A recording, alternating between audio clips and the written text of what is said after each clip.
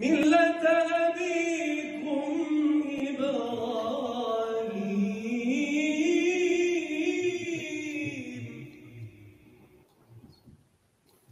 أعوذ بالله من الشيطان الرجيم.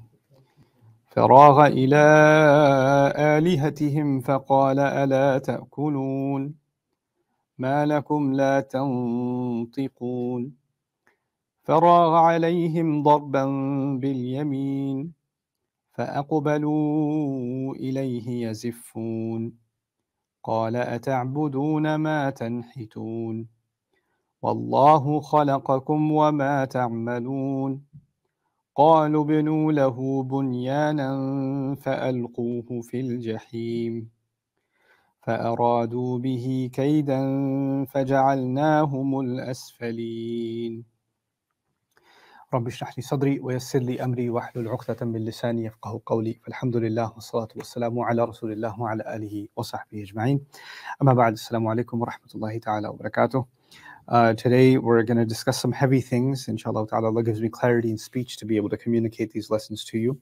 Ibrahim alayhi salam, last we talked about, struck with his right hand and destroyed the idols, and they somehow got wind of it.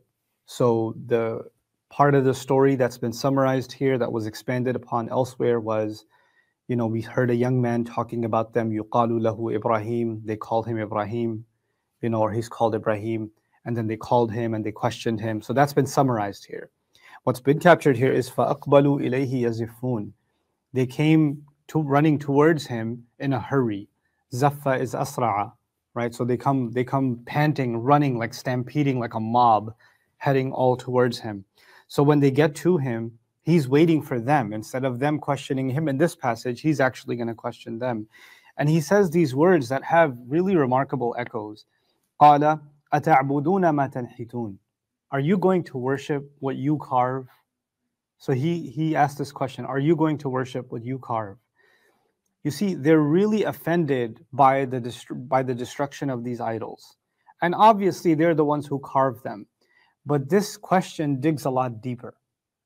Human beings fall in love with things they build to the point where those things become an object of worship.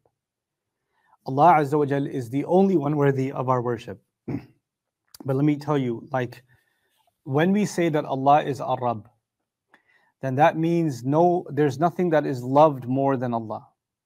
There's nothing that is obeyed over the obedience to Allah. There's no one that is trusted more than Allah is trusted. There's no one that is, no goal is higher than the goal of pleasing Allah. So there are implications for accepting Allah as my Rabb, for worshiping Allah.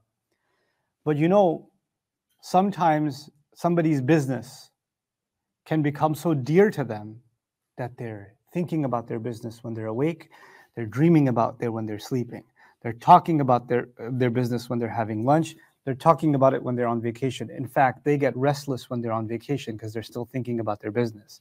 Their business becomes their entire being, right? It defines them, it completely consumes them. And in a psychological sense, it can even become an object of worship. That itself becomes an object of worship. So yes, human beings can be driven by a goal. An athlete can say, I want to win, gold in the Olympics. And they're training hard every single day and they're working towards that goal. And none of that is looked down upon. But there is a psychological limit, to love of all other things. And above all of them is Allah's love. Above all of them. And if those things, you see, this concept is described in Surah Al-Hajj. Allah says, ضَعُفَ الطَّالِبُ وَالْمَطْلُوبُ. The one in pursuit and the thing that is being pursued are both weak. So now listen to those words again. The one in pursuit is the talib. The thing that's being pursued is the matlub, and they are both inherently weak. And that statement is very powerful. It actually illustrates that I'm only as strong as my pursuit. So, like they interview these famous, successful people and they say, well, this goal of mine, it keeps me up at night, it inspires me, it drives me, this, that, the other, right? So there's the winning gold, or, winning this championship, or making this first million, or whatever. There's a business goal, there's an education goal, there's an athletic goal. That's the goal that drives, certain very driven people, right? And Allah is saying in this statement, the most driven of us also, the goal that they're driving towards is weak in and of itself. And they themselves, as a result, are weak, because you can only be as strong as the thing that you're pursuing. The visual image I want you to keep in your mind is, like mountain climbers, they throw a rope up with a hook, right? And then they pull themselves up, right? But if they hooked onto something that is weak, then they've actually put themselves in a position of weakness. You understand? They've become vulnerable. When you cling onto something that is strong, then you become strong. And the higher up you throw your hook, that is the height that you can reach. You can't reach any further than that. You understand? So like the concept here, the first concept here that I want to illustrate is that we can have very strong goals in life. Like I can have business goals, career goals, I can have financial goals, I can have family goals, I can have, some woman says, by the time I'm this age, I should have graduated college. And when I'm this age, I'll be married. And when I'm this age, I'll have a baby. And by this age, I'll have another couple of babies. Inshallah, they'll be twins. And by this age, I'll be done with Hajj. And by this age, she's got her whole age standards laid out, right? And then one thing doesn't happen, then another doesn't happen, then another doesn't happen, then another doesn't happen. And guess what happens? All hope is lost. All my plans have been ruined. Allah doesn't want me to be happy. Like you just fall into deep, dire depression. The question I have to ask myself as a man or as a woman is, were those goals, those objectives, were they my real object? Really in a sense of worship? Like, was that my ultimate goal? If I can't get that, then I can't have contentment. There's a depth to the statement, radiyallahu anhum wa radu anhu. Allah is pleased with them, they are pleased with Him, right? Because if Allah is pleased with me, and that's enough for me to be pleased with Him, that's it, then everything else that I was going to get some contentment from, some pleasure from, some sense of accomplishment from, those things will come and they will go, but Allah will still be content with me, and I will still be content with Allah Azza wa Jal, right? And that actually is a powerful, remarkable source of strength, our iman in Allah. Things will come and they will go, and our iman in Allah will remain. Our contentment with Allah will remain. Life goals will come and they can. And I wanted to first talk to you about this in the context of our own life goals, right? Because Allah doesn't, many of you, this is 2022, and obviously we're slowly crawling out of this worldwide COVID situation. But even outside of that, many of you, when you look back at the last 5, 7, 10 years, so many of you look back and say, I never imagined my life would be like this. Like a lot of things I imagined would happen never happened. Or a lot of the terrible things I went through, I never imagined I would go through something like that. Like you look back and you say, wow, it's been pretty messed up, And you start getting depressed about all the bad things that have happened. And then you start making false projections about the things that are going to happen, right? But you know what? That all of those bad things that are weighing on me or weighing on you, those are actually things we carved ourselves. I'm coming back to the words of Ibrahim alayhi salam. Ata'buduna ma tanhitun? You worship what you carve?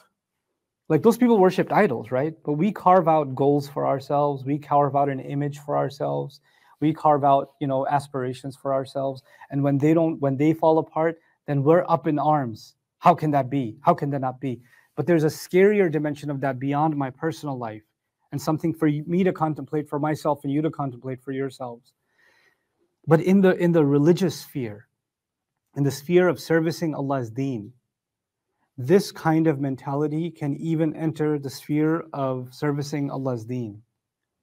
Like, imagine, alhamdulillah, we live in a city where there are lots of big masajid, and there are places in the world where Muslim communities are thriving and people are building and things like that, right? And we're in a position of blessing, right? There are places that are burning to the ground. There are places in the world, masajid are being bulldozed. There are places in the world where people are getting arrested for making salah, right? That's a reality in different parts of the world. And here we are building bigger and bigger masajid and libraries and this and that and the other, right? So there's an enormous blessing, right? But a person becomes blind to those blessings and says, hey, those guys, they raised a lot more for their fundraiser than we raised for our fundraiser. Those people built a much bigger facility. Wait, how many people came to their program? How much, and you know what that is?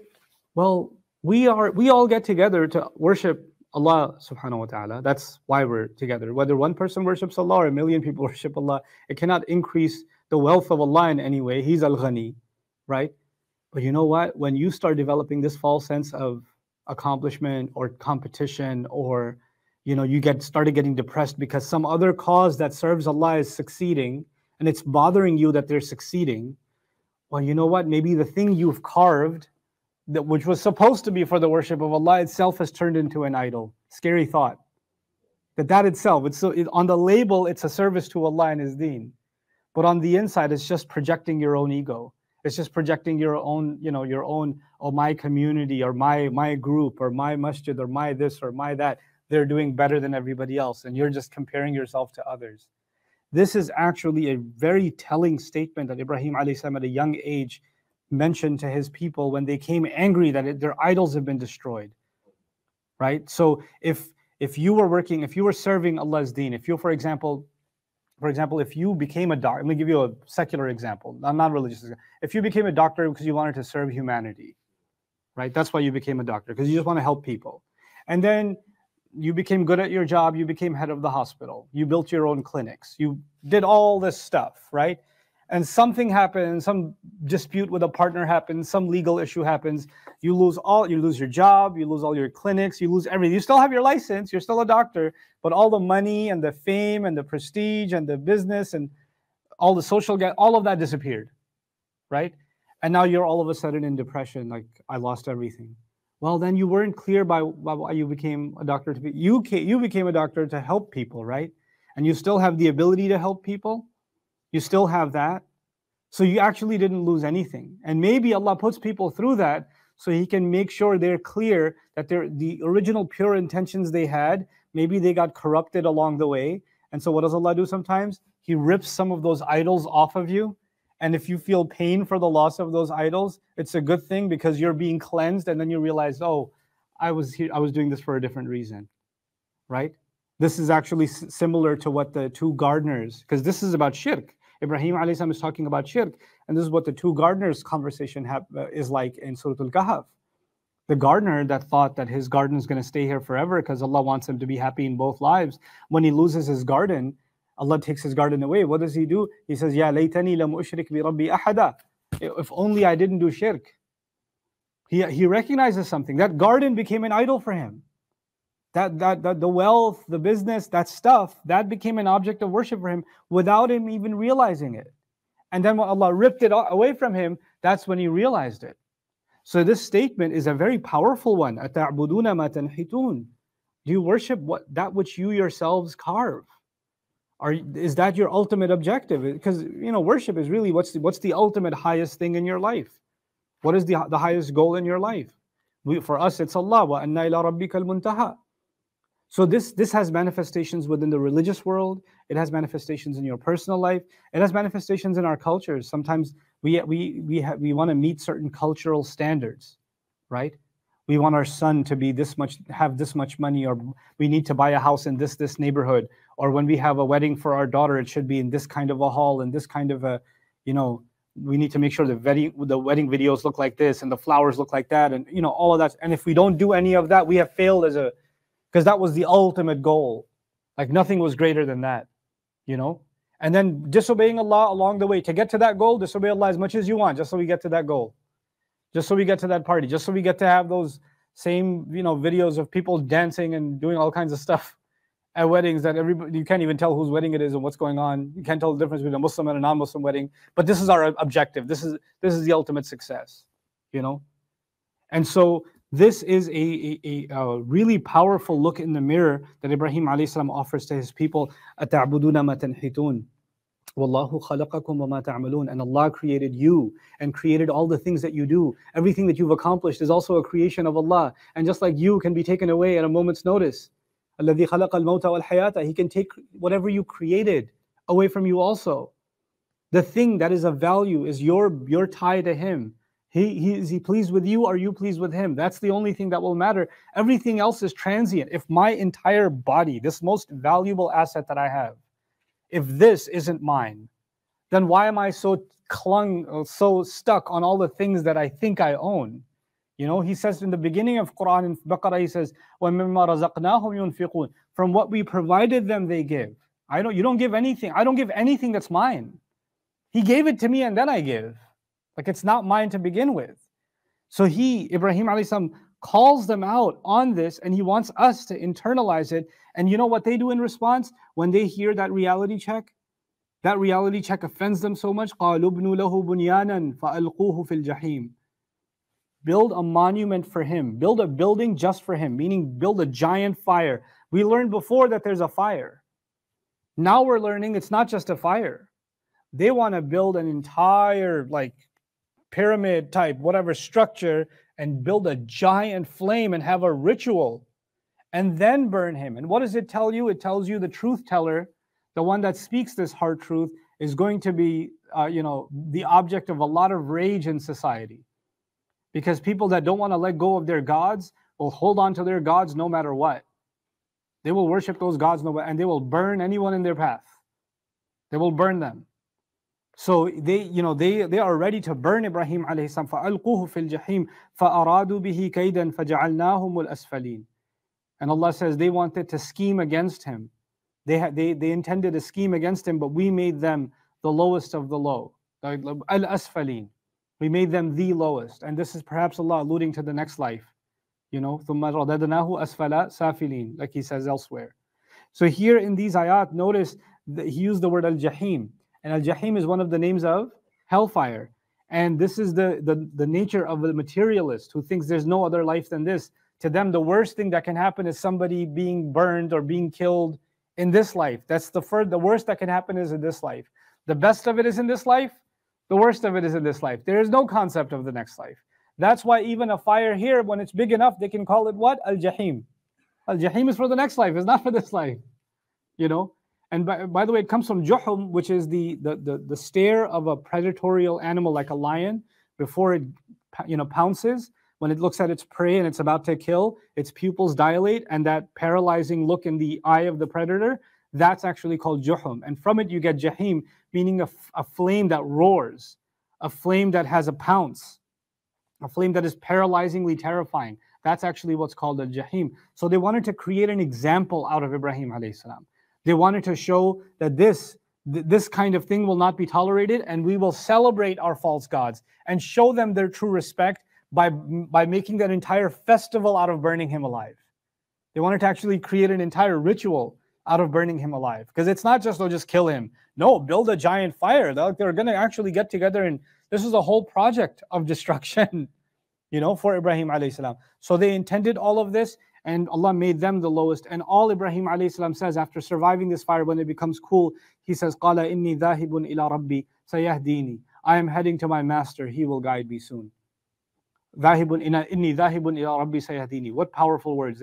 If there are a few words that you should really cling on to from the story of Ibrahim alayhi salam, this ayah would be one of them. Surah Al-Safat, ayah number 99. قَالَ إِنِّي ذَاهِبٌ إِلَىٰ رَبِّي سَيَهْدِينِي. I am heading to my master.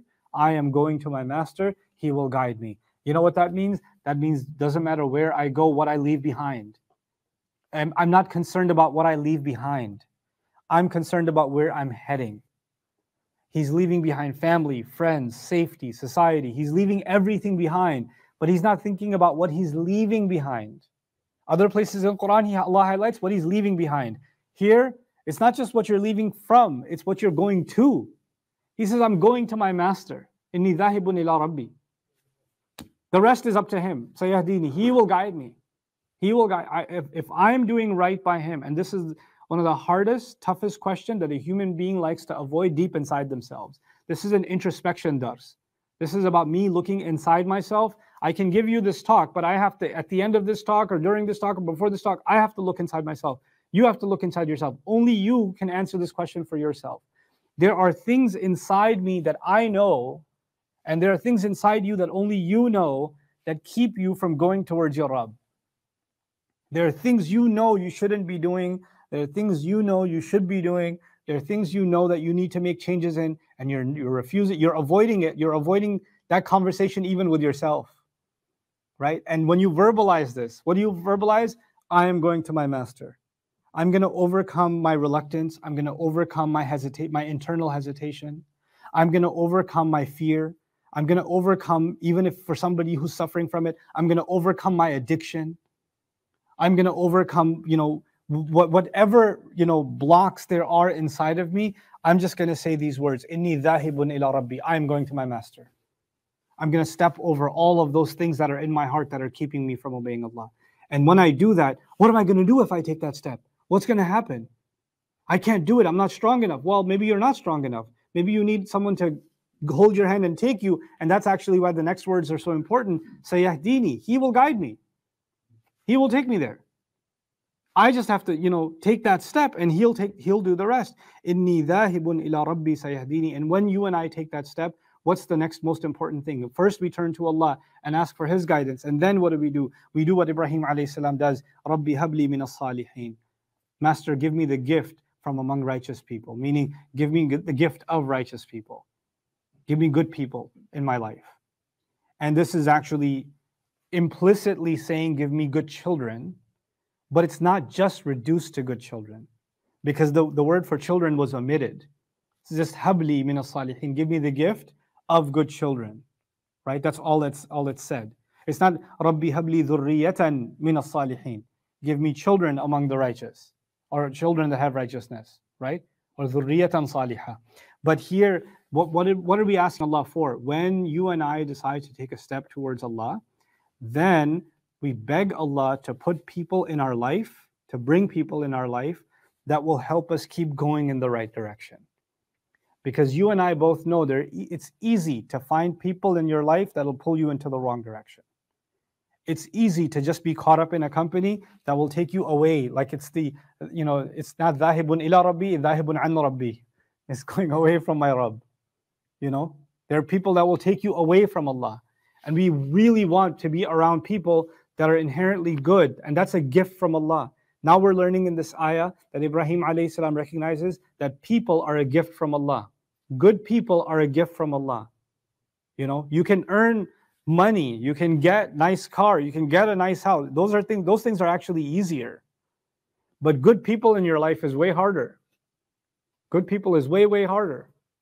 And it's the stories of the prophets, particularly his story, is evidence to that. He has to leave every human being that he knows, right? Because he can't find good people. He has to love every last one of them. And he says, the only place I can find good people is if they come as a gift from Allah. Rabbi habli min as-salihin. How did Allah answer this? Because, does that mean you and I have to go into the wilderness to find the gift from Allah? Well, Allah made it easier for us.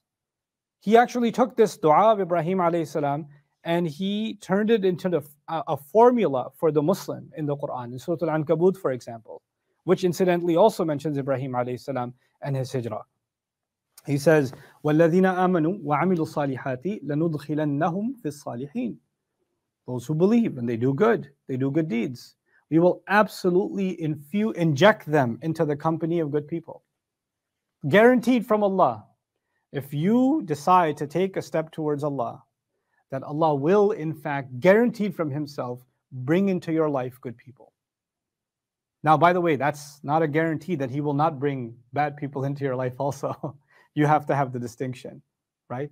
You and I have to have the sense to know which people are a source of goodness for me, which people are a source of taqwa for me, which people are keeping me under Allah's protection and under Allah's obedience, and which people being around them is getting me closer and closer and making it easier and easier to disobey Allah. It's becoming more and more tempting for me to disobey Allah because of that company. This is a response I have to have in a thought I have to have in myself. So Rabbi habli min as-salihin. And then, by the way, he makes this dua. Now listen to this. He makes this dua when he was a young man, when he was, when he escaped from his village, right? And the next ayah says, فَبَشَّرْنَاهُ بِغُلَامٍ حَلِيمٍ. Then we gave him the good news of a forbearing, sensitive child. But Allah didn't give him that news immediately. He gave him that news way in his 80s. If we go by the Bible age, even the Quran describes this an old age, right? So he's going to have Ismail alayhi salam, the first child. He's going to have Ismail alayhi salam way down the road in his old age. Now, this is a big topic, the sacrifice, which I'm going to be talking to you about tomorrow, inshallah. But I want to introduce some basic preliminary concepts. In this series, I don't want to go into too much detail because I've talked about this stuff in a lot of detail before, particularly about the sacrifice. So I want to give you the summarized version, okay? Those of you that are interested in the detailed discussion on the sacrifice and the comparison between the Bible's account and the Quran's account and why this is so important, this is a subject matter discussed in detail in Ali Imran, in Surah Ali Imran, and also in Surah Al-Baqarah when we get to the change of the Qibla passage. But I'll say a couple of quick things that are, I think, important for you to understand. So in the Christian tradition, they all pretty much hold the view that the son that was to be sacrificed was Isaac. They call him Isaac. We call him Ishaq, alayhi salam, right? And they actually don't consider Ismail alayhi salam a son of Ibrahim. They consider him, alaykum assalam wa rahmatullah, they consider him, ma'adallah, they consider him an illegitimate child of Abraham. Okay, so they believe that he was the child of a slave, and that's why he's an illegitimate child, so he doesn't actually count as a child. And then later on, they created an entire mythology around that child being cursed, meaning Ishmael being cursed, and therefore his lineage is also cursed. And therefore, anybody who claims to be a prophet from that lineage cannot ever be accepted. And this was their way of making sure that the chosen lineage is Isaac. And so if Isaac is chosen for the sacrifice, then the children of Isaac are blessed. And the children of Isaac, the child of Isaac is Jacob. Jacob has Joseph and all the Israelite prophets, right? So the Israelite legacy is blessed because Isaac was chosen for the sacrifice. And Ishmael doesn't even count. Now the Bible says sacrifice your only son. The Bible's wording to this day is what? Sacrifice your only son. But the Bible also describes that Ismail was born before, 14 years before. So how is it the only son? They had to reconcile, right? So they reconciled it by doing what? Only son means only legitimate son. That was an illegitimate son. So they would rather make a hideous lie against Ibrahim alayhi salam and call Ismail illegitimate than actually acknowledge that the only son was Ismail alayhi salam. There's an entire book dedicated, a remarkable book dedicated to this subject. It's been recently translated and added to in English also. I'll get you the name of the English version tomorrow. But the Arabic book is Ar-Ra'y al-Sahih fi man huwa al-Dhabih, the correct position in who was to be slaughtered. Now what happens, this was the Jewish tradition that wanted to preserve Jewish specialness by saying that Ishaq was the son to be slaughtered. Some Muslims, because we borrowed so much from Jewish sources, some Mufassirun also held the view that Ishaq is the child being talked about that is to be slaughtered. There's a big problem with that though. The Bible itself on many occasions is calling Ismail Ibrahim's son. Not like, you know how they say, oh, it doesn't really count as a son? Multiple times he's been called the son. Then the location where the sacrifice should happen is a valley of burnt rock. Listen carefully. The location of according to the Bible's details, the sacrifice is supposed to happen in a valley of burnt rock. And even the English account of the Bible, the location is near Moriah.